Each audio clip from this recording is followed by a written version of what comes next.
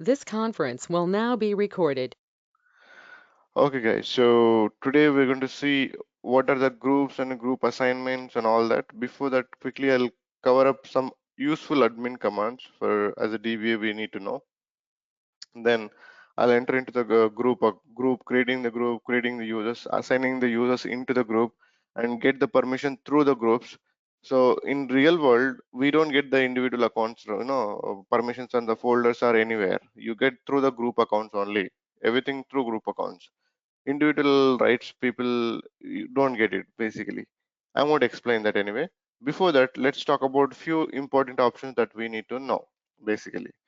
So there is something called PS. PS means if you just enter PS, it is going to display uh, processes on the machine.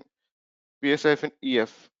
So if you hit this, these many processes are running on the machine basically. It's like equivalent to in Windows, if you go to Task Manager, if you go to processes, there is something called processing. These many processes are running in my laptop. If you look at, so which means it's equivalent, exactly equivalent to that one. But if you wanted to search for one particular service, assume a case, do you want it to search for SSH service, or do you want it to search for some other something, what you wanted to look for nfit something. So I wanted to search because there's a huge output. There are a lot of services. I don't want to manually search it. There is a grep command. Grep is will be used for searching the data basically. So something nfit is there, right? So you see it, it is giving, there is a service called nfit, and it is running with this ID, the process ID. This process ID is important for us to kill it basically if we wanted. We're going to see that what are the steps we will take to kill a process. We don't kill directly. In a worst case, we lost the access to the server. We wanted to gain the access back online. That is the case. We kill the session directly from the OS end. Other than that, we don't create it. I'm going to talk about the situations when do we use this method to kill a process from the OS in a worst case. Anyway, when we run a Mongo, if we wanted to know Mongo is running or not, we don't search one by one like this. You don't open and search like this. You always run the ps-ef grep Mongo. This is what we do all the time. So that Mongo is service is running or not, it will tell us. So one extra thing will be added. See, whatever you are running, you're trying to grep it. That is also a session. It is giving you that session actually. It's not a Mongo server.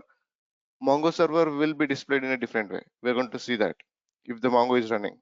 So PSF in EF is going to show you all the sessions that are running, and out of which we are piping it. We are sending the output to here and filtering it out. What I wanted to read, wherever the Mongo service is there, that I wanted to see it. Grep will be used in a different ways, guys. Actually, where I am, let me show this in a different way. So I guess, do we have any data in any of the file? Cat file 6. It's a very useful command.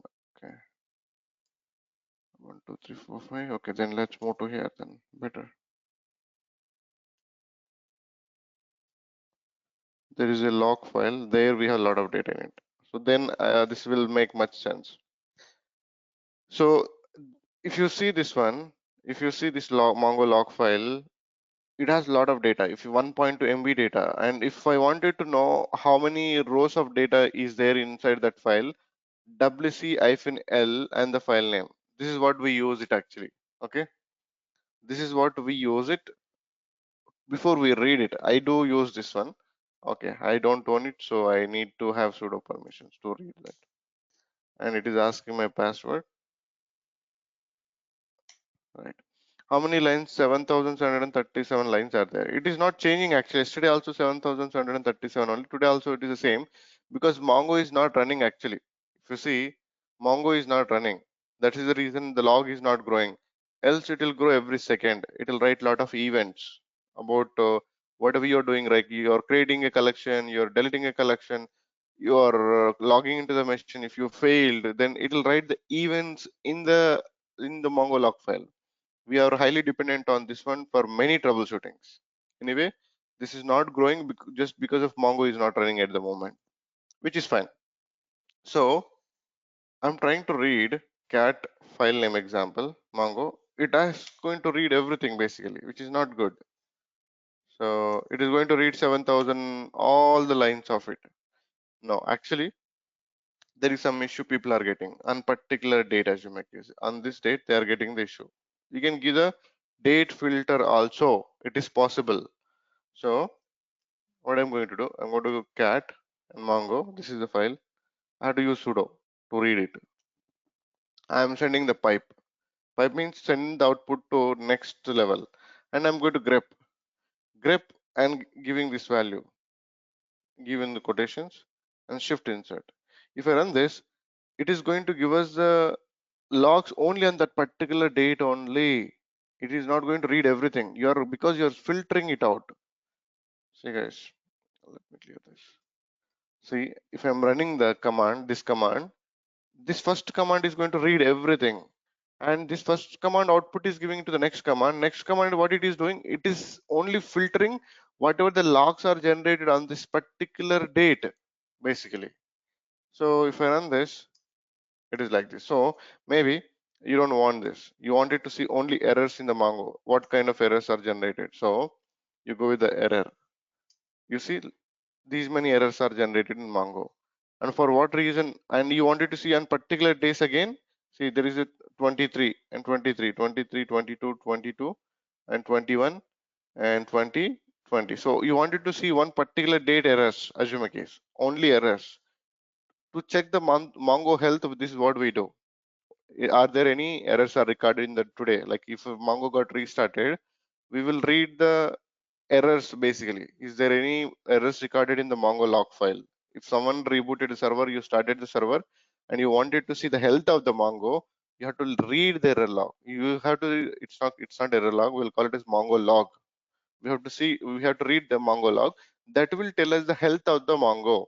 So this this file, very important for us. So now again the same thing. I wanted to still further, like give the filter grep grep. I wanted to read the errors today in today because it is rebooted today itself, just for this case of discussion. So I can give the date filter again in this. Only 23rd errors I wanted. Other dates errors I don't want. So it is giving only 23rd errors.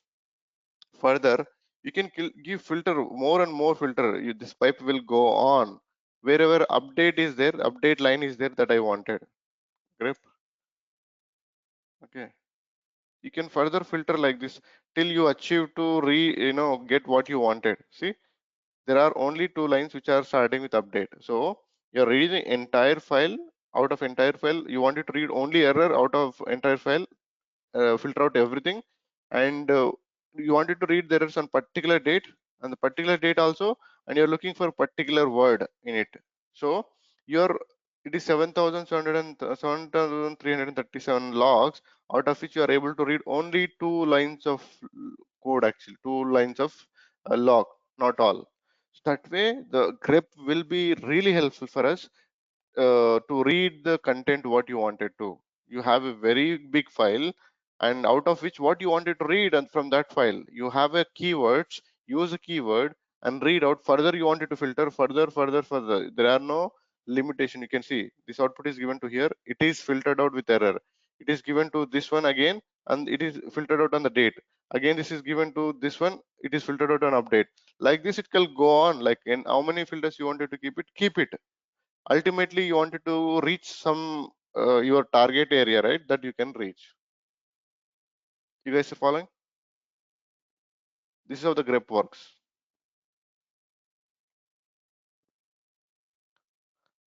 If you understood this, this is over. Grep command is over, as simple as it is.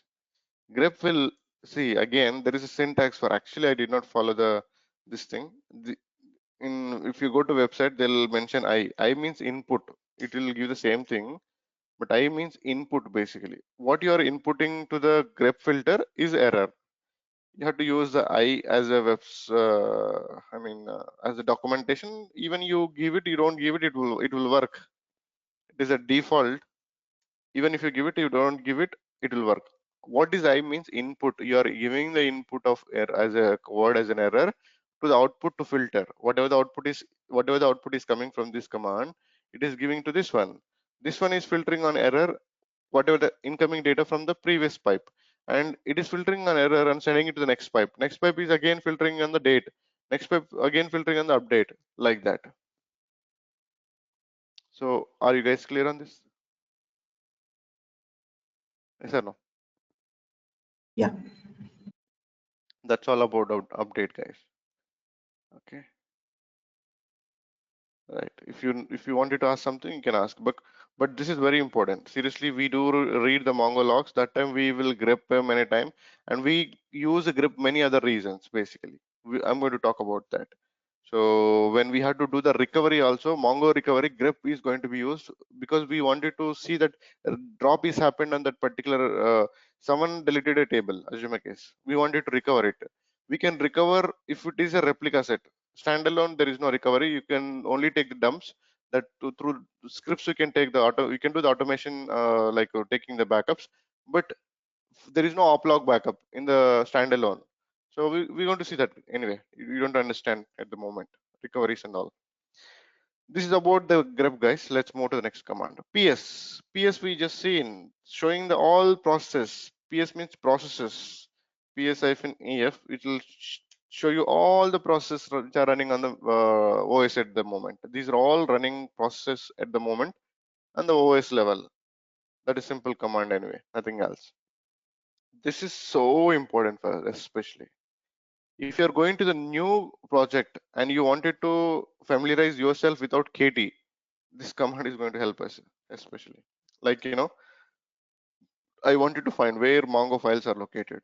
I wanted to find where Mongo server is running from. I don't know the locations. I just joined. I just given a server. So how do I find? So sudo find, and where you wanted to find under the root directory. Go to the entire system and read it. So I find name. What you are looking for? I'm looking for Mongo asterisk. Wherever the Mongo file is there, go under the root directory means it is like a C drive for you. It is a C drive for you. Like whatever the installations are there on this machine, I wanted to just see it. Whatever the installations are there with the Mongo, I just need it. So if I run this, it is going to go into the entire system and tell you that where the Mongo exists on the machine. See, in a whole machine, there is only one file called Mongo 3 dot log. Mongo 3 dot log. Only one file is there in the entire system. It is saying that. So what I'll do, just quickly for your sake of discussion, where are we? SFL, PWT. So I'm creating intentionally something.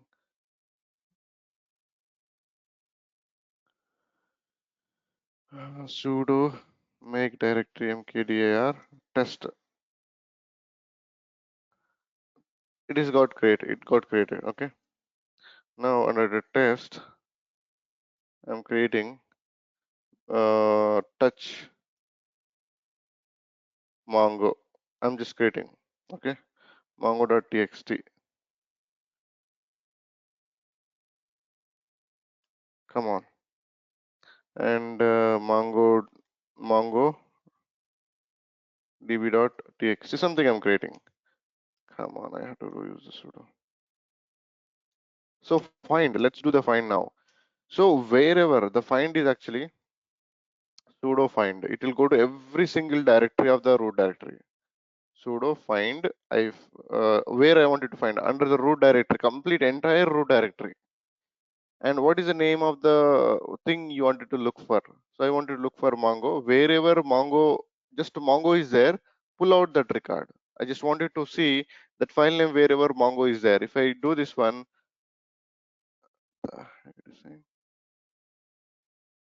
expression find name Mongo asterisk. Paths must be proceeded with expression mongo.txt. Oh, okay, it is saying about this txt file kind of.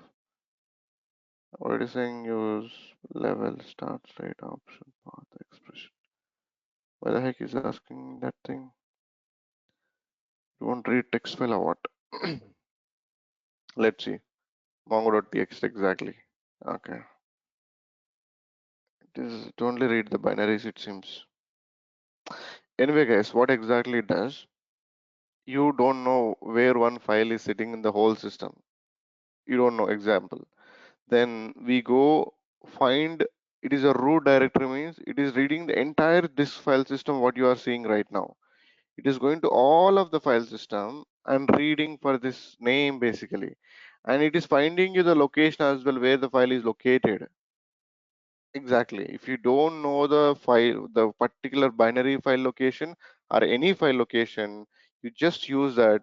It is going to find out everything for you under that directory. So right now under the var, I'm under the var directory. So what I'll do, anyway, I'll do this one.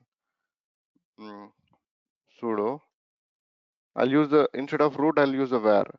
Sudo find where I wanted to find under var directory, and what I wanted to find now. Uh, File, maybe whatever the name is starting with a file, I just need that file asterisk. So how many files are there with the file in it? Under the var directory. Var means this is a var directory. Under this particular directory also you can search. Entire system also you can search. Entire system means complete root directory. Everything is mounted on the root directory only. You have a lot of file system. Go to every file system and find the file. So I'm saying that sudo find under var directory, look for this file wherever the file name is there. So there are file prerequisite, file system, file 5 kind of, wherever these kind of things are there, just find it out. Just find it out. If I go to, instead of var, if I go to just a root directory, okay, there will be many. See, there are many files it has given the output. These many files are there with that name. There are very large number of files are there. See, it is reading every file system. If you see user directory, the directories will change slowly. Come on. It is a huge output. There are many files are there with that name. That is why it is giving huge output. Anyway, if you see, it went to the every directory and giving it, see, etc directory, user directory, var directory, sys directory. It went to every single directory that is hosted on the machine. It even went into the user directories, home Ravinder, file 20, log 20, file 20, 30 we created for our discussion. Everywhere it went and find this file. So that is it is a very powerful command, seriously powerful command. It will help you a lot if you are new to the environment and no one is there to give you the KT. This is the best command to find where the Mongo files are located, where they are loaded the Mongo files, in which directory they have loaded, from which directory they are running the Mongo. So this is going to help you out. If no one is there to give you the KT or help you out, and you are the only one, you are exploring yourself where the Mongo files are located, from which directory the Mongo binaries are running, all that. Okay, this will really helpful. This command very powerful. This is all about the find anyway. Sudo find, use the directory where you wanted to find, or give the entire system you wanted to find, and the name of the file what you are looking for. Generally we will look for Mongo. Here I have just shown as an example Mongo asterisk file asterisk file. There are many file folders are there. That is why it is not folder, files with the file name. That is why it is giving a lot of as an output. If you see home directory, this one, and Ravinder directory, and if you see Biren directory, if you sys directory, proc, there are many other, like file system. It went to the each file system and read with that file name. So like that, this command is going to help us a lot. Seriously, it is very useful command if you know how to use it. Anyway, I'll call all of these commands uses when we start the product. As a basics you need to know. All right, let's move to the next command. Is it clear? Everyone, you wanted to read the whole entire system or particular directory, or where you wanted to find, you can just give it here and then give the name of the file what you are looking for. That's it. It'll go and search for it. Okay. Any questions? Okay, So if is you it are not, applicable for the folder also, like a find, like folder a also. Yeah, of course. Why not? And everything actually. CLS clear. Let's clear. Okay, as you asked, let's clear it. So example, where I am in the Mongo, let's see. I wanted to look for one folder. It can be anything, guys. There is a backup folders. There are two. So sudo, you must have it to do this. So under root directory, name, I'm going to look for the backup wherever it can be file or directory, it doesn't matter. Just pick up the thing. If I use the backup, it is going to give me wherever the folder or file, whatever is with the backup. Okay. Why it is not picking back up? Backups. Yes, yes. Yeah, but you just have to look for that actually. If it is exact folder, it can pick up that anyway for sure. It is picking up the directory backup. This is where it exists, kind of. It can look for the even folder also, not only file. Anything it has to match with this name in the entire system. Is it clear? It is not only file. Anything you are looking for, just search for it. Is it there in the system or not? It will find for you automatically in the whole system.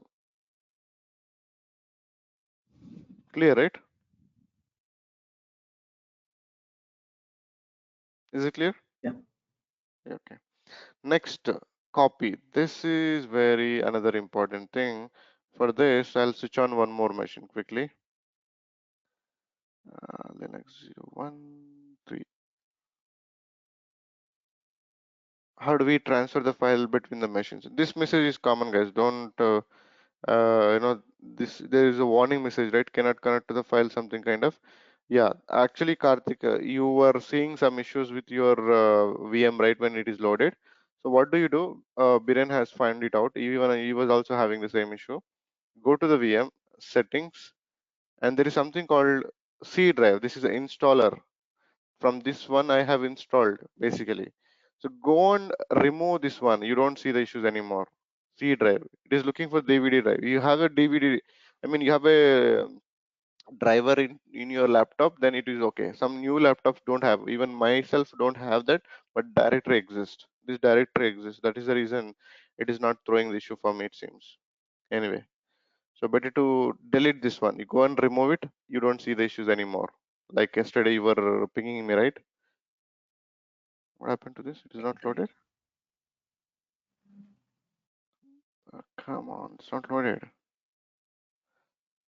I need this, huh? It should load immediately if it is loaded. I should have rebooted my laptop.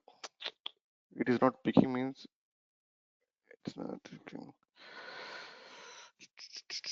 Okay, what I'll do, if this is not picking, I have to quickly do that, I guess. Let me do this. I have to extract quickly this. And no need to extract actually. Replace the destination, which is not good, I guess. Okay, whatever it is, let it do. It will be quick enough anyway. It won't take time. I have a good configuration in my laptop. 32 GB RAM and 8 processors. So it go fast, I guess.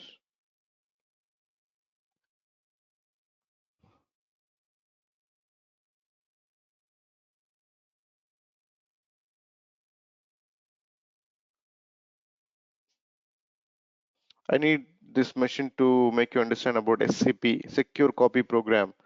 That that thing we use very frequently. So you need to aware of how that can be used.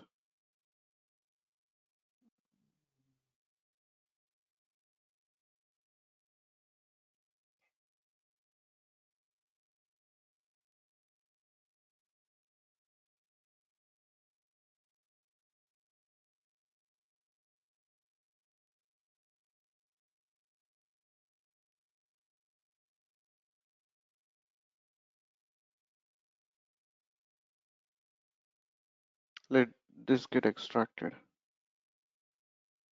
It's a SSD drive actually, so it can be done quickly.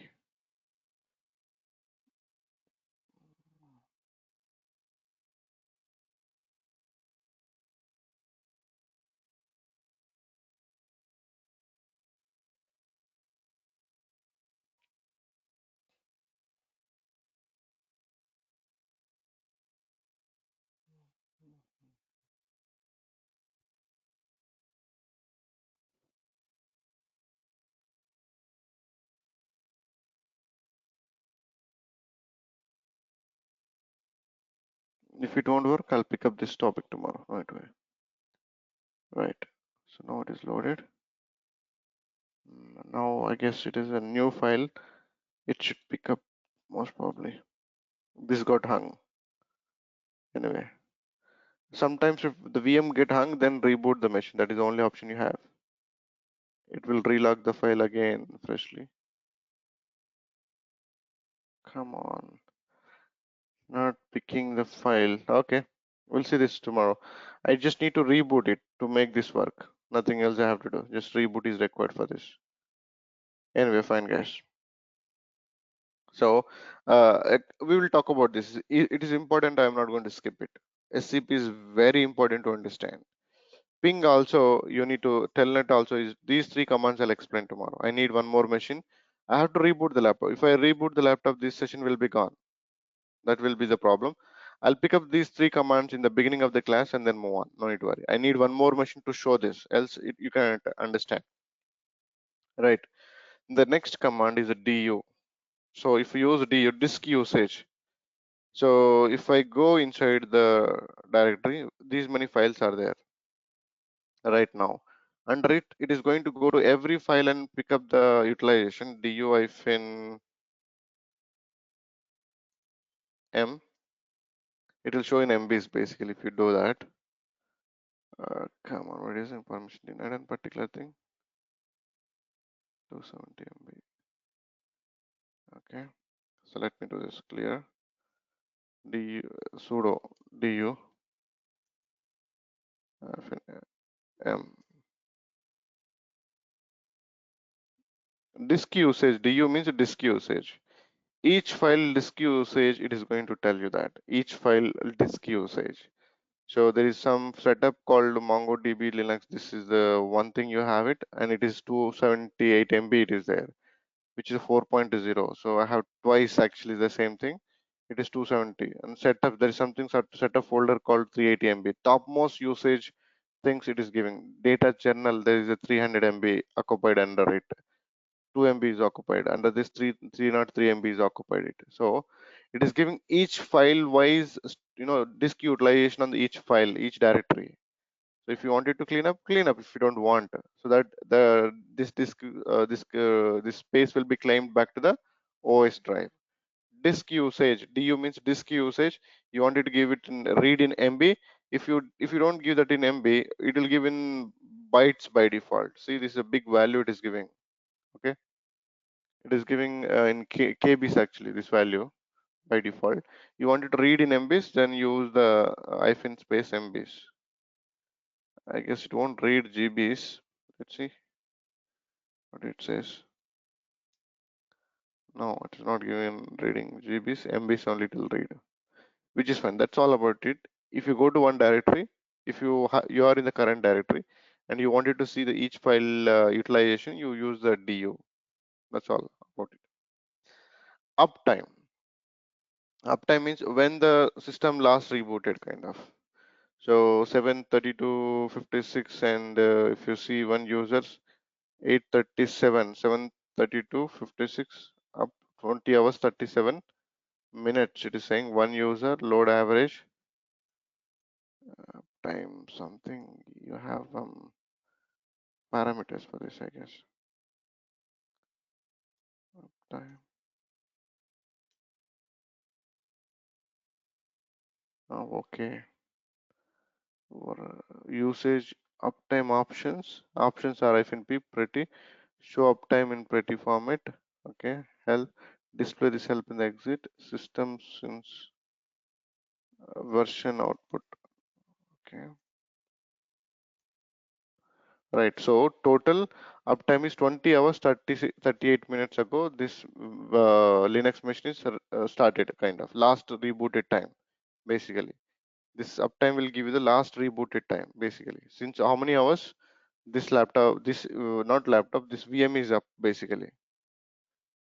If I reboot, we will see tomorrow. If I'll keep it on, okay, I'll reboot. Anyway, you can check in your laptop. Just go and run uptime -p. It is giving up these many hours and these many minutes. Uptime, server uptime. You are checking it basically. That is what about the uptime. Top is something. It is going to give you all sessions on the machine, all running sessions. It is giving you each session utilization. So there is something is running like system D is some process is running. This process is utilizing virtual memory, this much of kbs of virtual memory. And if you see residential memory, we'll see that this is something comes in the performance tuning of Mongo. We have performance tuning separate module for Mongo. How we can reduce the system utilization? I mean, if it is taking too much of resources, means you don't have a proper indexing, people are reading unnecessarily all of the data, and execution plans are not good. We're going to see the execution plans also. I'm going to cover up all of that.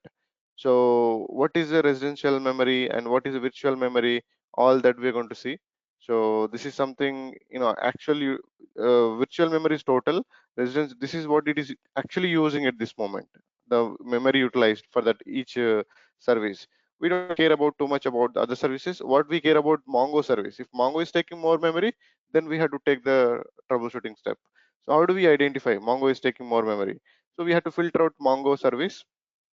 So if I go, there is something called free M. What is the utilization? Just if you wanted to see, I have a total 2.87 MB of memory, the actual memory, and out of which 207 MB is used by all processes. And what is free? 1.9 GB is free at this moment. Available 2399. This is the available memory basically, which can be usable right now. And if you see the swap memory means there is something, in Windows also, we will have something called file cache memory. Like every voice will come with there is something, let me see in my laptop, I have it or not. Cache swap memories, basically. Oh, it is going inside this. Just a minute. It's not there is something called, in every machine, you'll have the, let me quickly see this. System settings, advanced. Right, total paging file size. I have this 4.8 GB, see, paging memory, virtual memory. I have 32 GB RAM. If 32 GB RAM fully occupied, it is going to use this as a RAM. See, a paging file is an area on the hard disk that Windows uses, as if it is for a RAM. This is something you have to look at. This is something you have to look at. If my all RAM utilized, this is also go and act like a RAM. Like total 32 GB plus 4 GB. I have 36 GB RAM equivalent to. So this will act like a RAM. The same thing in Linux also. You have swap memory. This swap memory tell you that how much of disk storage is given as a RAM to your machine, as a buffer. It's a standby RAM for you. If whatever the RAM is you have on the machine, if it's fully occupied, machine is under pressure on the memory, this can be used as a memory. The same thing it is saying that here as well. A paging file area that on the disk that Windows uses as if it were a RAM. And total paging size for all drives is, this should not be too big. You can change it if you want it. Don't do that. Don't make too big values there, which is not good. Automatically manage the paging file size all drives, for all drives. Generally, don't give the big values here. If you are giving maybe 60 GB, also you can give 80 GB, also you can give it. The memory is flushing the data to the disk file system as a memory. It is feeling it is a disk, but it is system is treating it as a memory, not as a disk. So disk data will be definitely slow when it has to give the response back to the application. The reading the data from the disk and giving it to the application will get slowed down. So we should not give it too much of paging drives, basically. Even in Windows performance tuning, we use these concepts basically. That something is a different topic for us. But anyway, any operating system, you will have the any operating system, we will have the swap memory or paging memory in the Windows. Will call it as, that is called physical address extension, PAE, in basic terms. Okay, this is swap memory is equivalent to that. That is called about free M. So I did not talk about these important commands, very important, especially for the admins. We are going to see that in the future class. I mean, future means tomorrow class. Why? Because I'll make the two more machines up and then make you understand these commands. Let's go to the users and group. This is the important topic today. I'm going to close this topic. Very simple, absolutely simple. Let's go one by one, step by step. So I'm going to go home. I'll create two, three users. Then we'll talk about this so that you understand well. So we have Biren, we have Karthik, we have Ravinder users, right? So I don't have other people IDs. I'll quickly create actually Guru and Konda and Tilak, Lata and all there, right? So just quickly create user at sudo. See, if you wanted to create a user, you must be a sudoer, as simple as it is. Normal user cannot create the users. Even in the Windows also, administrator can create the other people on the local machine. Other people cannot create. Here also, you must use a sudo. I'm a sudo actually. How do I know I'm a sudo basically? So sudo, if I'm using sudo means I'm sudo only. If it is accepting my sudo command, sudo cat, you will see all the sudoers list here. etc sudoers.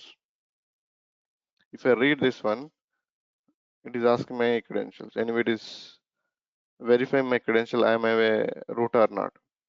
Biren is here. Actually, somewhere my name also should be there. It is hiding up. I'm not sure where it is hiding up. Ravinder should be there somewhere for sure. It is truncating the file It's output. not it's not there. Maybe you might have just installed the image. That's why it's not picking up.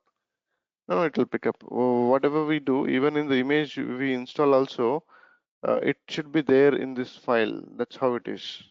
It should be there. Whoever is there, it should be there in this one. Let me make the entry if I wanted to. Let's see what it says. Okay. VI. Okay. I should have my name for sure somewhere. Do you guys see anywhere I by mistake added at the top?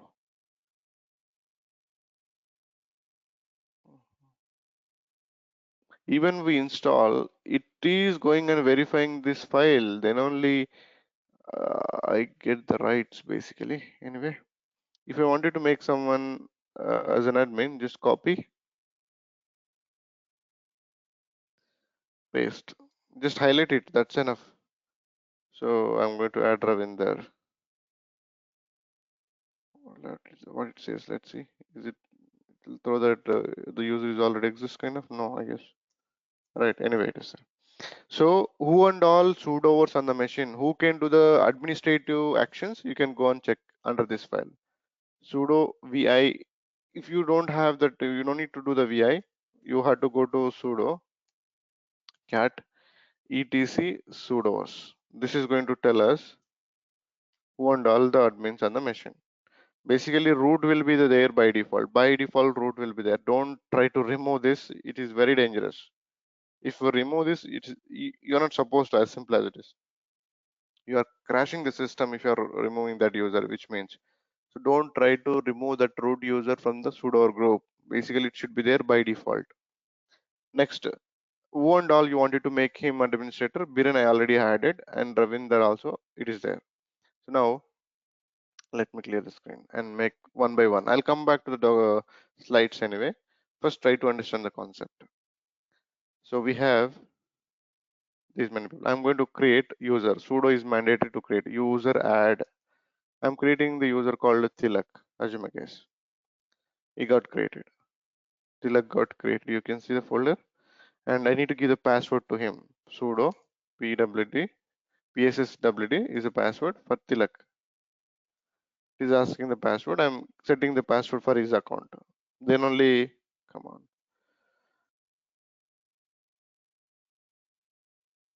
The user will be active. If you don't give the password, you cannot connect. Right. Next, I'm going to create one more user. User add Konda. Just assume a guess. So now you see the user called Konda, right? Someone is not unmute. We can hear some background sound, guys. It is recording. Tilak, can you mute it yourself? Yeah. Right. So now, what I'm doing now, I'm going to set the password for Konda as well. Sudo psswd Konda. If I do this, it is asking to set the password.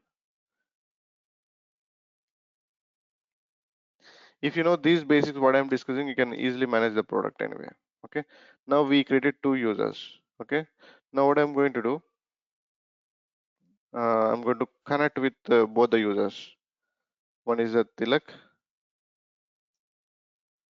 and the password.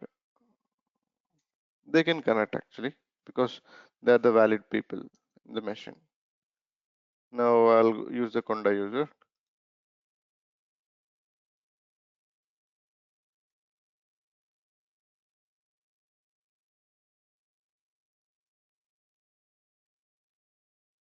All right. So now what I'll do, there is something called groups. Let's see what are the groups exist in the system. I wanted to create a groups also. It is a groups.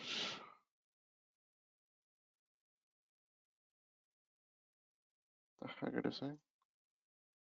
Groups does not exist. Also, I have to use cat. Sorry, just a group, I guess. Right. These are the groups already created. Tilak and Konda. Every user will have by default their own group. If I go and check, actually, see, these are the group already there on the machine. These are the some are default groups anyway. What are the groups we created? Basically, MongoDB Ravinder.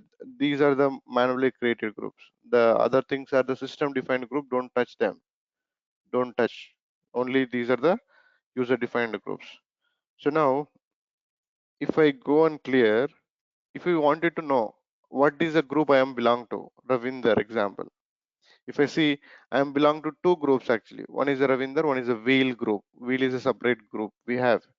So now if I go and check the Conda user, he belong to his own group. Generally, we don't do this basically in the real world. We will add the people when you are creating the user itself. They'll be added to the particular groups basically when they are created. So how that can happen? I'm going to create one group, guys. Okay. Sudo group add SQLDB group just for the sake of discussion.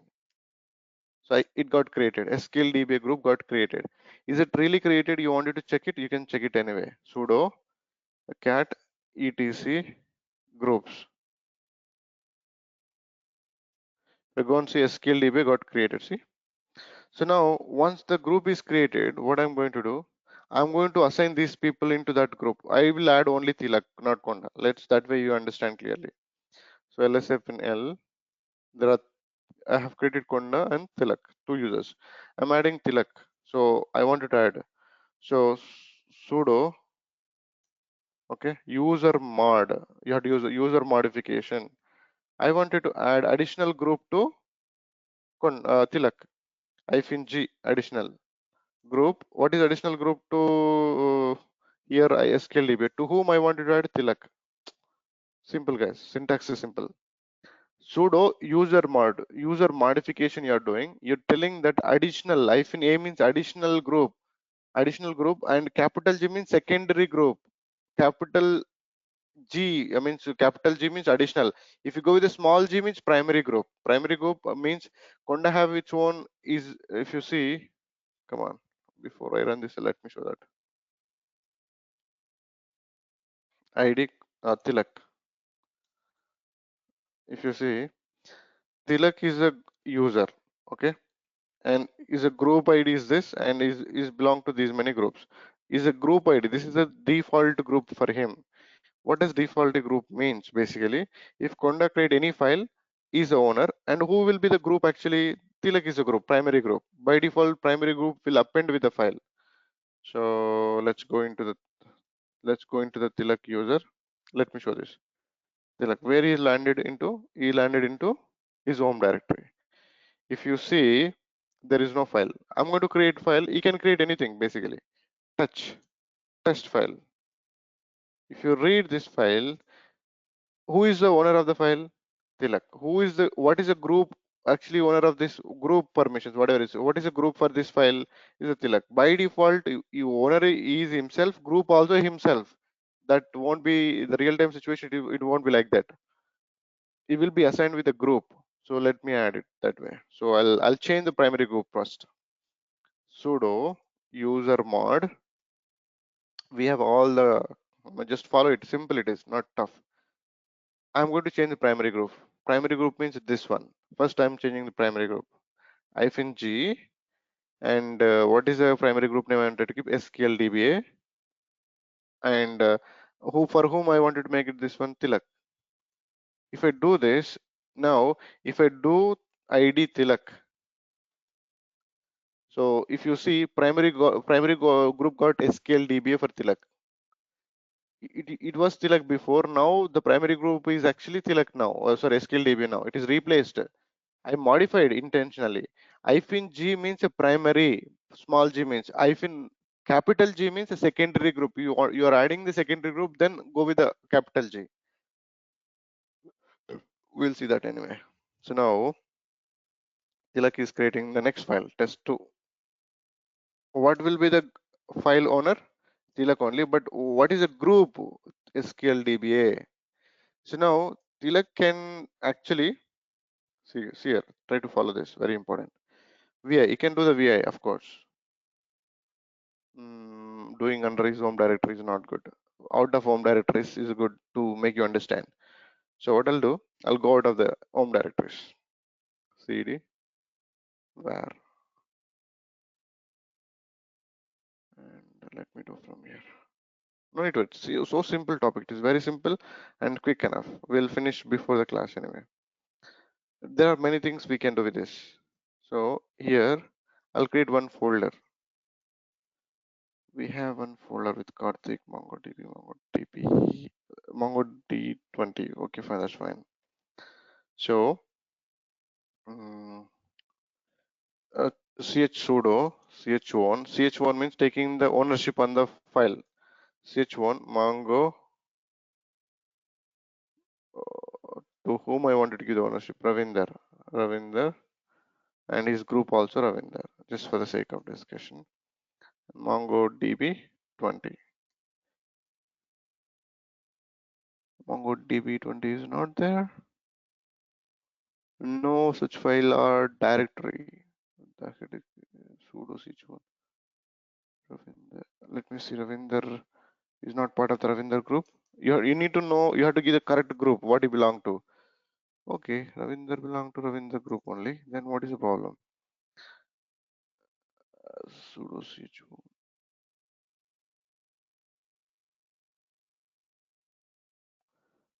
MongoDB. Oh, spelling wrong. I got the point. Here I typed mono.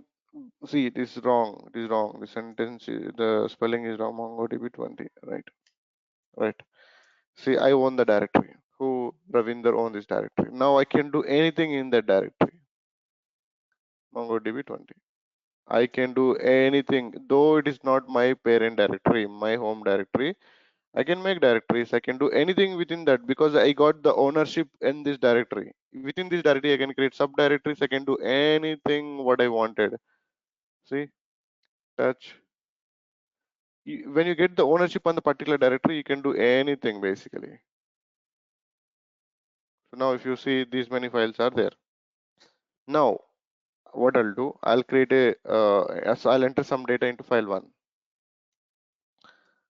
Come on. This is a sample file. We are doing permissions, group user and group discussions. I'm just writing some data. That's enough. So escape colon WQ exclamatory to save it. You have to do that. Now you have some data, cat file. Okay. Sorry, file one. All right, you have this data in the one. Now, can anyone tell? I'll go into the directory for Tilak, MongoDB 20, LSFNL. You can see the files. Can you read this file? Look at this carefully and tell me. Yesterday we discussed this point already. Can Tilak read this file or not? File one, based on the Yes, permission set. yes, he can read. Right, Other exactly. has read access. Right. Others means everyone in the system got read permission, so you can read it. You can read file one. You can read it. So what I'm going to do, I'm going to take out his permission. So tell me anyone, I wanted to take the read permission from the others. I won't take the permission for others basically. I don't want to give the read permission to others. So let it be as it is, other permissions. But can anyone tell? Sudo. Do I have to use a sudo here to change the permissions? What do you think? See, I'm into my home, one of the directory where I own it already. Do I have to call the sudo permission to change the permissions? No. No, because I own that file. I own the directory. When you own it, you don't need admin privileges. You can do anything in that directory. So now chmod, chmod, I'm going to give 660 and No, the file one. 360. That's fine. That's fine. Others are losing the permissions. Here you get the read right. 6 means 4 means read, 2 means write. Read, write, and null No, to others. 3 means read write, and 3 means not read write, read oh, execute. sorry, 6 is a read write. Yeah, Uh, 660. Sorry. yeah, that's fine. So now if you see read write, your groups have been given, but here if you see the file one has given. So now what I'm going to do here, if I'm trying to read the file, if you see the file permissions again, the others lost the permission. There is no permission for others. The Tilak is other only. He's not part of the Ravinder group or Ravinder group. Okay. So now what I'm going to do, I'm going to cat file one. It will throw the error. Now I'll add the Tilak into Ravinder group. See, ID Tilak.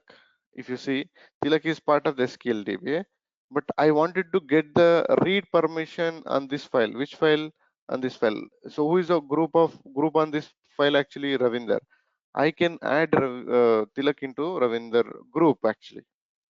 So sudo user mod, okay, -a -g additional, and group name is Ravinder.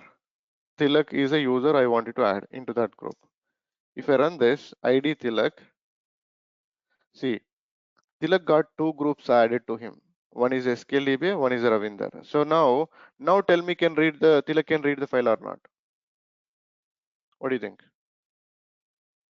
Because he is Will, part of the group. yes, he's a part of the group. Will he read or you cannot read? He can read. That's what you need to understand. Permission. Okay, it's not a primary group. It won't pick up, I guess. Cat file. That's the problem here. Tilak is not picking up that group yet. Hmm. Okay, let's do this way. I better. Both belong to same group. So ID Ravinder, this one, you have it. So I'm going to change his primary group to SQLDB. That way it will work. So what I'm going to user mod, sudo user mod, and SQLDB -g means primary group. I'm changing for Ravinder. SQLDB Ravinder. Right. See here. -l. Now I'll create one file. You see, if ID Ravinder, if you see Ravinder primary group SQLDB, primary group. So now what I'm going to do, I'm going to create a file, file 3, vi file 3. Again, this is a sample file, and then we are discussing security, something like that. Then escape, first shift colon and WQ exclamatory. So now if you read file 3, it has some data. So now what I'm going to do, I'm going to make this Tilak as part of the SQLDB group. sudo user mod -g skldba. Come on, skldba tilak. What is saying? skldba is wrong. User mod, no changes. Oh, Tilak is already part of that group or what? Okay, is part of that. So now LSF in L, if you see file 3, what? It is skldb. File 3 still this owner is this guy, really? How come? File 4. Hmm. It's not picking this thing. Just let me log off and log in quickly. Maybe it required to log off and log in to see that permissions. Not within the session you can do it. Mm.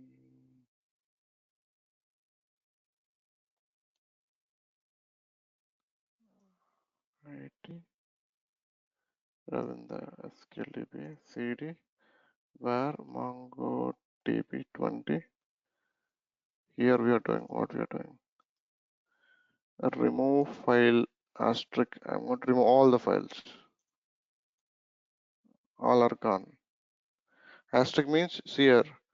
RM, whatever the file is starting with file, after file, whatever it don't care, delete all of that. That is what it did. Clear now. LSF and L, we have two directories. I'm going to create one file. File 1.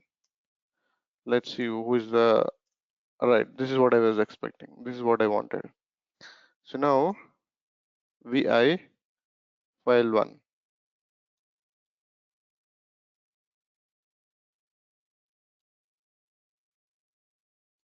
Whatever it is, guys, we some data. We just want it for discussion. Now cat file 1. You got this data. Okay.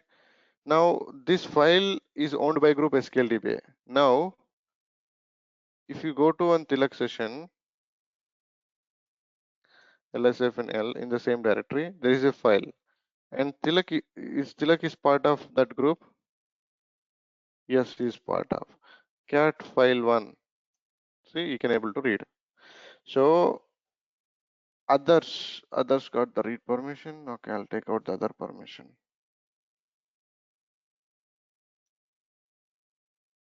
Not here. Means he's reading from the other permission. That's not good again. Should read from the group permission. Chmod file 1. Okay, 640 file 1. File, oh, come on, what I'm doing it.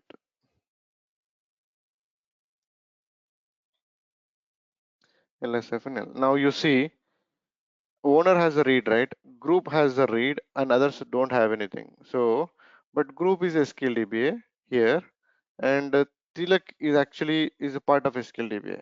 Now it should read. Come on, it's not picking the group accounts. For some reason, it is not picking. It seems. Mm. Should read ideally. That something is wrong is going on. Group has a read and is part of that group. What the heck it is doing then? IT Tilak. It should work. This is how it works. It's a primary group or secondary group, whatever it is, doesn't matter. Group has a read and a file one, and the file one is not letting to read him. skldb.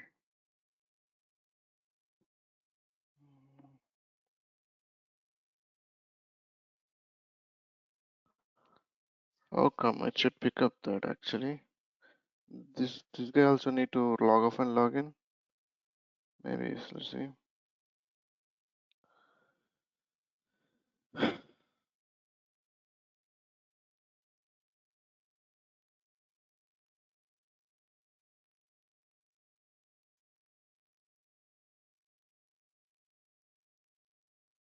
Okay, that is the reason. Got the point. So he has to pick up that, the modified permission. He has to log off and log in to see that basically. So now, if you see, SQLDB is owning this file. Which file? This group as a group. See, you owner is Ravinder, good enough. But group also got some permission, read permission. Okay. So Tilak is part of that group. Tilak, ID Tilak. You have to give ID Tilak. This will give the groups he belong to. He belong to SQLDB. And SQLDB is part of a group of this file. So this group got the read through the group Tilak getting the read permission. You guys following here? If you follow this, this is all about it, nothing else. Groups and users. So what happens in the real world? All DBAs will be placed into one group. DBA group or DB groups or some group they'll create and assign all DBAs into that group. To that group, they'll give the ownership on the directories. So whoever logging into from that group will get the rights on all folders and all machines. Why? Because they add on every machine that is the default groups will come with the machines automatically from the VMware actually. It is by default. They'll add it. They'll write the policies. The policies will apply to each machine. The group will be automatically added to the machine and get the rights at the folder level. If not, you should be sudo over. You can define your own permissions basically after it. If you are sudo over on which folder you wanted to get the rights, you can get it yourself if you wanted. But in the real world, we don't get the individual rights. We always belong to one group basically like this. You see the Tilak is belong to SQLDB and Ravinder.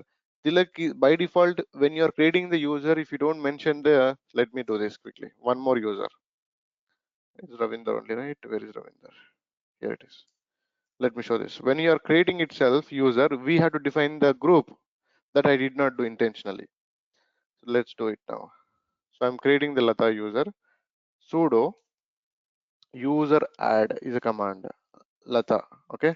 Hyphen G, I'm mentioning the group for her, SQLDBA, okay? So now I'm creating the Lata user under the SQLDBA. She got created. And if you see her ID, she belongs to SQLDBA. If I don't use SQLDBA, her group by default Lata only. The username itself is a group by default. But when they are creating the users, they'll add to the respective groups. So now Lata can go to Lata can I'll set the password for her. PSSWT Lata. I'm setting the password. Without password, she cannot connect. So right, it is done. So now I am going to connect using Lata. Okay.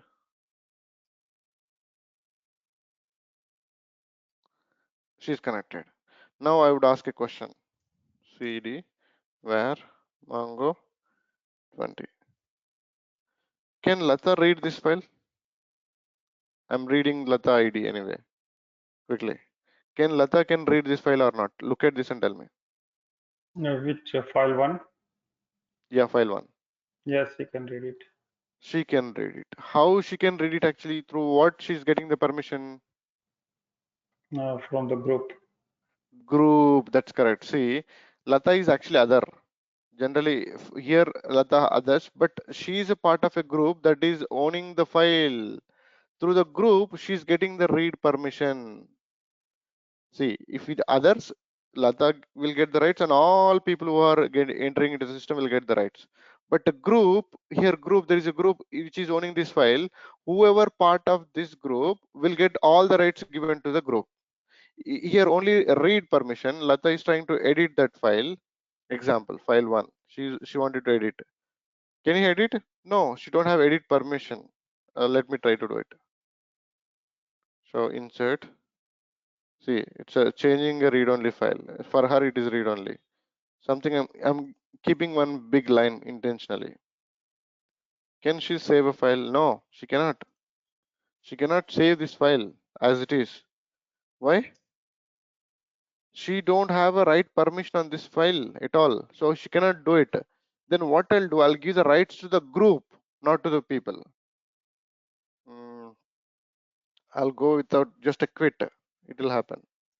So now what I'll do, quickly using my account, Ravinder account, ls-l. Oh, I went to this directory. Just if you understand, this is all about it. Nothing else we had to talk about this. This is so simple concept. Now I'm giving the right permission to the group. So tell me, read write. How do I give? See, I wanted to give the permission. You need to tell now. I wanted to give the permission to this file. Owner should have a read write. Group also should have a read write. Others should not have any permissions. Tell me.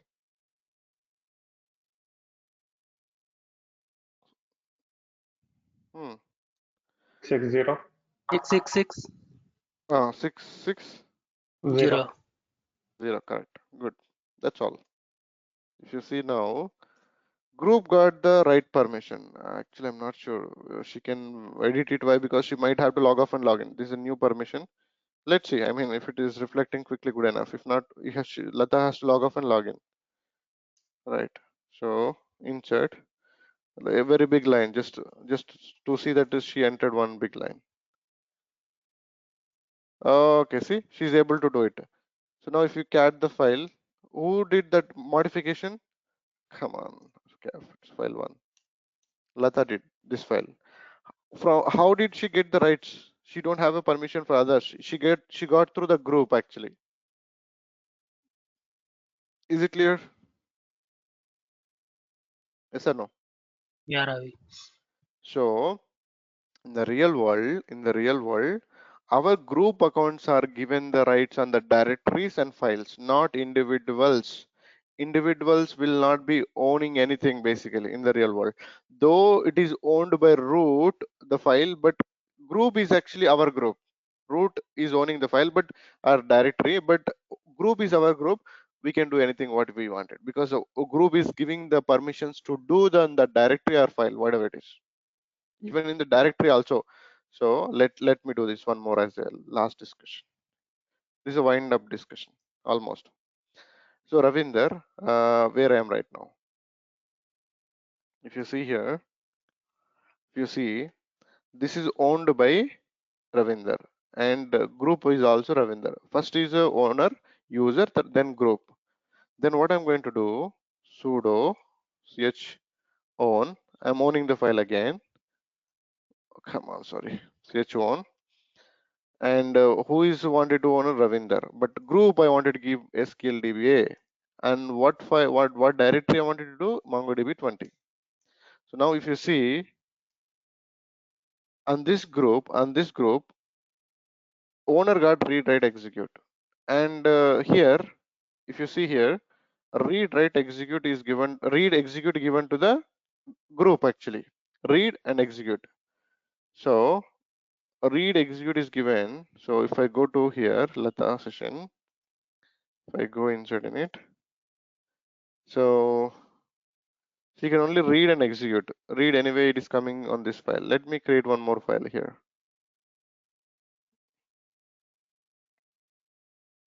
I'm into the same directory. Is it Ravinder? Ravinder, right. So let me enter. This is conclusion anyway. If you understand this, you understand group assignments and users. So now I'm going to create one more file. File 2. She's getting through the groups, right? See, if I create file 2 also, file 2 is going to be whatever it is, just entering some data. Let's save this. LSFNL.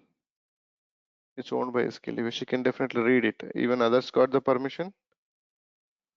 Group read permission. Let me use this way. Let's do it. When I got it out on this one. So what I'll do, chmod 600 file 2. So now group don't have a permission to read, but let's see Lata can read it or not. Cat file 2. She's okay, permission denied. It's not happening that way. So file level. So what I'm thinking was she got the read permission at directory level. File level, will it work? Kind of, it is not working. File level also, she has to have the permission. See, SQLDB owning the current directory. Which directory? This MongoDB. Owning means on this MongoDB directory, SQLDB group got the read and execute permission, basically. Does it apply to all of the files in it? It's not applying it actually. Okay, anyway, it is simple anyway. So if it has to be done, she got the SQLDB. She got at least has to get the right permissions here, it seems. Okay, fine. So what's this? Just a minute.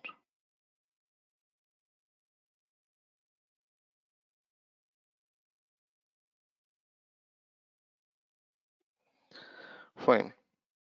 So if you see where MongoDB is owned by that guy, but within the directory we are not getting the permissions. Okay, it won't be that way then. We had to get that file level also. Getting the permissions at directory level is not going to suffice. She's not able to read means she has to log off and log in out. Let me do it quickly maybe, just for the sake of discussion, because it's a directory level new permissions. So what just verifying it, guys. Even I got doubt on this one. Direct level is going to give her rights. Oh, where I enter? Sorry, I need to enter Mongo 20. LSFL CD MongoDB 20.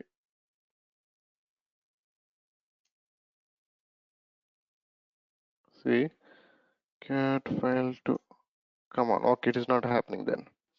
So owning the, getting the rights at directory level doesn't mean that you are going to get the rights on all files anyway. You need to, the group has to get the permission on the within the directory also. So in the real world, we create a service account.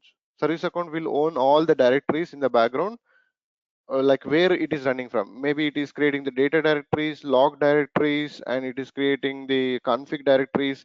There are multiple directories will have it. On all directories, the service account means the service through which account you are running that should own the directories. Then it won't create any issues basically. We're going to see that tomorrow anyway. I'm going to talk about direct product installation. Before product installation, I'll prepare the account. That account should be having the permission on all directories where it is going to run. Like Mongo, you are starting the Mongo service. Mongo will build the data files, log file, config file, and it is going to build all of this on all these directories. I'll give the rights and start the Mongo. If without giving the permissions also, we'll see it won't start. Why? Because directory it is trying to pick up, it is not able to read it or write it because no permissions given. That way we're going to do a lot of R&D. If you understand the group concept, it is easy to follow the next concepts anyway. See guys, let's come to the slides. I'll conclude the slides quickly. Creating the user, sudo user add Ravinder. It is creating the Ravinder user, and you wanted to set the password to Ravinder, sudo passwd Ravinder. This will set the password. Once the password is set, then user can connect. If you see, you can see the password in the hexadecimal format. Lata cannot read it. Ravinder can read it right here. You can read, you can see the passwords. Sudo, there is a file to see that. Sudo cat must be used. Cat shadow. There is a file called shadow where all users information will be there. All of the users information. See, if you see Ravinder pass this is a password. It is actually encrypted password for every user. Lata, see, if you see Lata Kondan, everyone have its own their own password. These passwords are actually encrypted. That is what it is saying. Only the root has the right to create a new user, so you have the login as a root. For the type sudo, see, if you wanted to enter into sudo, see example, I'm into Ravinder. I wanted to switch it to root user, sudo su hyphen. It will take you to the root directly. See, I'm into the root user. I was Ravinder, now I'm into the root. If you wanted to switch it to the root user, sudo su hyphen. Can Lata switch it to root sudo? What do you think? Can Lata switch it to sudo? No, she cannot. Why? Why she cannot switch it to sudo? A root user? She is not there in the sudo group. Biren is there, right? Biren is a part of it. So we have to write that file already. So cat etc quickly. Who can switch it to root user who are part of the sudo list? So here Biren is also part of the sudo group. Lata trying to enter into the sudo group. Sorry, root user. She wanted to connect to the root user, but it is asking the password. When it is asking, then it is verified. Lata is not part of the sudo file. Incident will be reported. So now I'm going to connect using the Biren account quickly. Is it a capital or maybe it's capital? Is it a capital? Oh yeah, it is capital. It's a case sensitive. You have to be correct on your capital letters. Right. He got connected. Now Biren wanted to switch it to sudo root user sudo su hyphen. He can switch it. It is asking the Biren account password. It is asked. He is able to become a root. He can do anything once he in the root. You don't need to even mention the sudo to do anything. If he wanted to create some users, cd home, you have these many users. Okay. I'm using some user maybe who's missing in the class now. Almost I created everyone, right? Select the Karthik, Guru. I did not get so. So now, come on, who is creating this account actually? Root user. Who is connected to this machine? Biren. So user add. I don't need to mention the sudo anymore because I am already root. When you are under root, you don't need to mention sudo. When you are under Biren, Biren can create the user because you're sudo. But when you are creating, you must use a sudo. Then only it will use this admin permissions. For root, you don't need to add all of that. That's the difference here. Guru-g SQL is going to be created, and if you see, Guru user got created automatically. Okay. Now I wanted to remove the Guru user. Assume for some reason I don't know, he's left the company or something happened. I want del user add user del Guru. So first thing, guys, one more thing you need to know. Let it be. I mean, I can show that through Ravinder account as well as Biren account. Biren is also equivalent. So now what I'm going to do first, read this one, cat etc. Okay, shadow. You have to read this. Guru is here. Now what I'm going to do, user del. Assume a case Guru got a new good job and then he went to the different company. Is not working with our anymore. So you have to remove the account. User del Guru. I'm removing it. He is gone. So from this file, the Guru entry is gone. But in the home directory, you still see the file associated for him. So you have to delete the directory from the home directory as well if he has some data. See, no one can do anything with his data. But the thing is, it has to be cleaned up because he might loaded some data that is unnecessary storage on the machine. So rm-rf -r also is fine, and Guru. So you have to delete that directory. Yes, I wanted to. It has a lot of the things in it. So this is what it asks. This created these many files. Every time you have to give it yes kind of. There is something called hyphen rm-rf. Don't ask me yes. Delete everything inside it. Go recursively and don't ask me whether you wanted to delete or not. Just forcibly delete it. Rf means force. Don't ask me. See, I said remove. Go inside the Guru directory. There will be some like files will create the hidden files. Dot files will get created. It is asking, do you wanted to delete all of this kind of? Yes, I wanted to. And when I'm deleting it, if I use rm-rf, don't ask me yes or no kind of. Just delete it straight away. So like that, you can clean up the users folders here if they are not part of the company, because they load a lot of data in their profile and they leave the company. That unnecessary data will lie on the disk and then it is going to occupy all the unnecessary space. That way you can do it. See, all user account related information are stored in the etc password, contain one line each for one user. If you wanted to see all the groups, etc group. This also we read already. If you wanted to see cat etc group, this group, these are the groups exist on the system. You can see that, right? Let's go to here. So user del. If you wanted to delete a user, user del. That's it. And if you wanted to verify user deleted or not, go to etc password. It will tell you. ID, ID and username will give the what are the groups is associated. Who the user. So if I go to the ID, Biren, assume a guess, is part of his own group. Is not part of any group. If I go and check ID, Tilak is part of SQLDB group and Ravinder group. You can find like that. You can also use just groups. What are the groups you belong to? Oh, it is giving this one. Groups for Tilak groups. Groups username. What are the groups he is part of? Directly it is giving all the groups. This is also another good command. Instead of ID username, use a groups and username. It will give you just the user groups directly without this extra information. What are the groups he is part of? It will give you that. That's something good, right? Either use ID username or group username. It will give you what are the user is associated with, what are the groups is associated. In the real world also, go and check your groups. If you want it, what are the groups you belong to, connect your using your session. So this is Tilak session. So just groups, it will display for him because is not giving any username. It will display for him. Go to your office, and if you are working on the Linux platform, just enter groups. What are the groups you are part of? It will display for you. Either ID your username or else just groups, because you connected, it will display your groups. Useful, very useful. Finding the current user default group. This is not required anyway. What is the default group is SQLDB. Default means first group, primary group. This is a primary group. This is a primary group we are part of.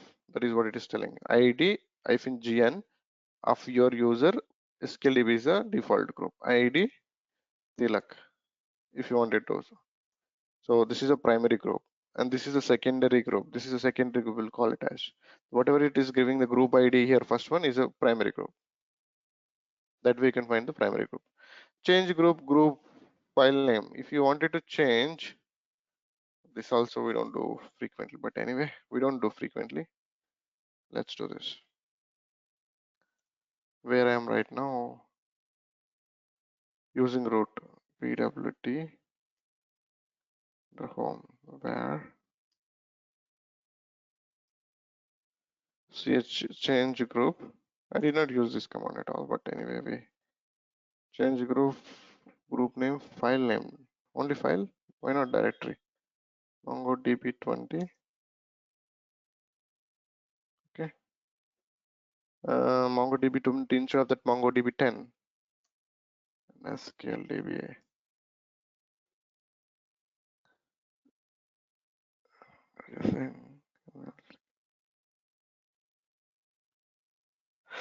It is changing the group or what? Let me see this one. First group, then file access.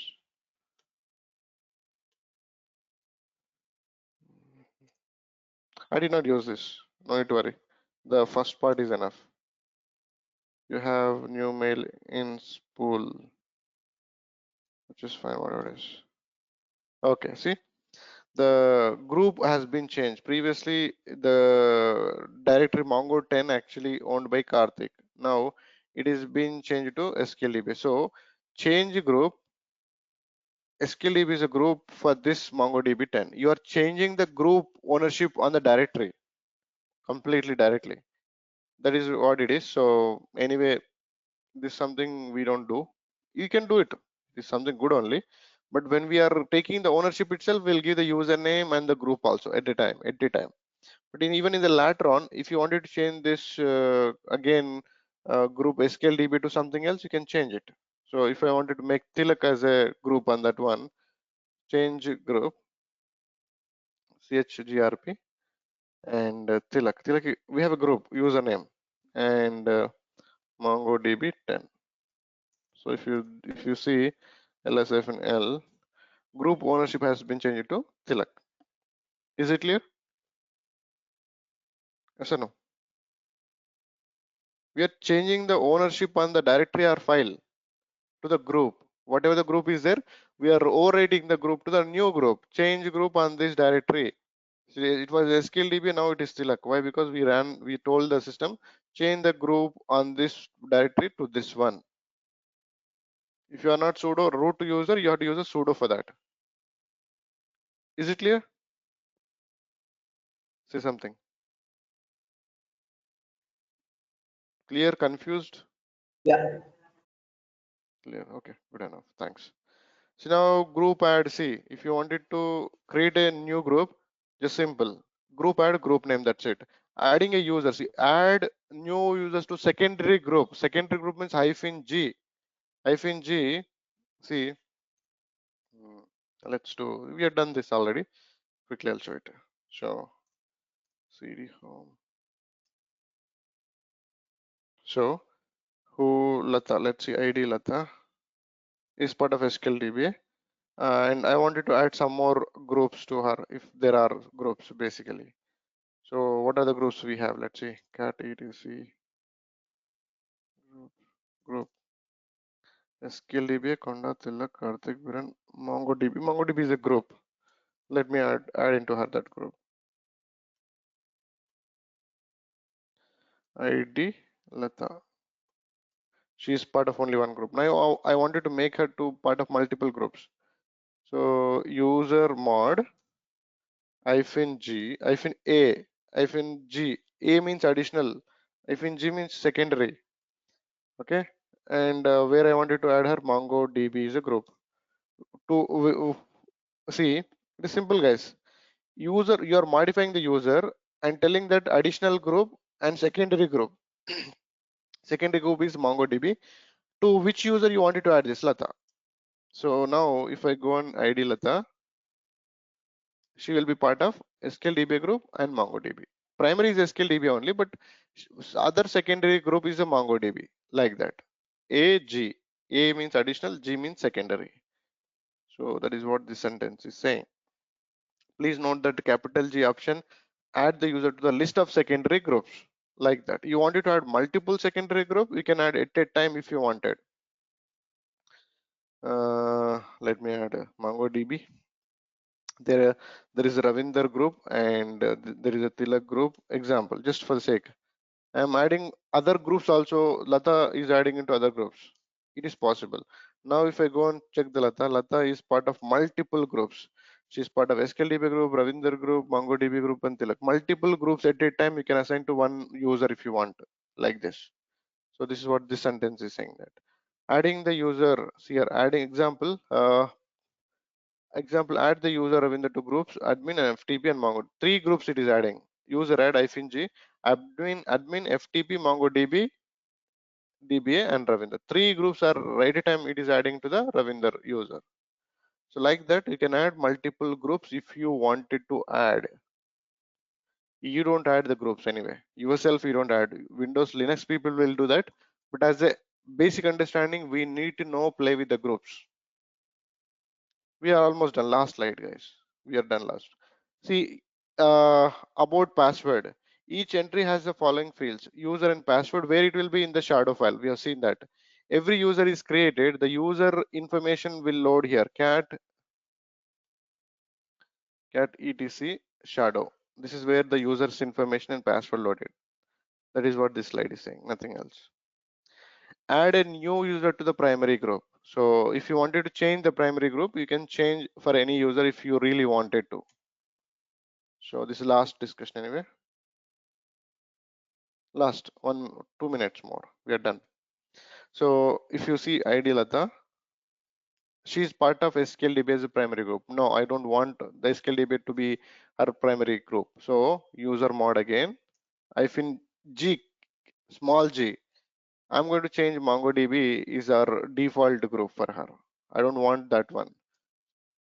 Come on, Lata, I have to use this at the end, Lata. So LSF and L. So clear. So previously, I mean, if you see the history, it is gone. It's not going. Anyway, we know that. What was previous Lata's default group? SQLDB. And now Lata default group has changed, MongoDB. You see that? MongoDB is our primary group now. That's how you change the primary group if you wanted to. User add -g developers Ravinder. So if some whatever the previous primary group, it is gone, and the new primary group is developer for Ravinder. It's like that. To add a user to the group developers, use the following default group. You have to use the default word here. Default group. You can use this small g. Please note that small g option add the user to initial login group, primary group. The group name must exist. When you are adding, this group name must exist. See, change user primary group. So this is what primary group. Just now I changed to Lata, right? User mod group, new group, and username. Just now we did it. You changing the user primary group. For Lata, just change it from SQLDB to MongoDB. The same thing. That's all about the Linux basics, guys. I'm going to recall all these discussions in the upcoming sessions. No need to worry. It's not end of the story. Everything, every time I'll discuss again and again, I'll move to the product so that you get definitely familiarized. Maybe some people still have confusion on these commands. You don't need to worry, because when I'm working with the product, I have to explain all again and then move to the product. When I'm what I'm doing at OS level, what I'm doing at product level, everything I'll explain so that you definitely get familiarization.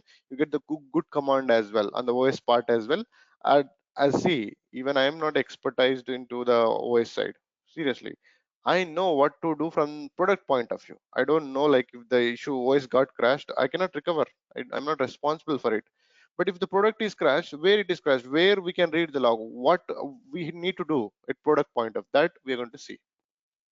Crashes, I'm going to intentionally do the crash, and we're going to recover it. The recovery is easy if it is a replica set. If not, through the dumps, you have to do it. We're going to see that. I mean, all the scenarios I'm going to cover. That's all for Windows basics. Let me know if anyone want to ask anything. There are 3 commands. I left it. I'll talk about that anyway. I'll spend these 3 commands, at least 15 minutes time we need it on this one. These 3. Okay. No need to worry. That will be discussed for sure. Any other question from anyone? If not, I'll stop the recording.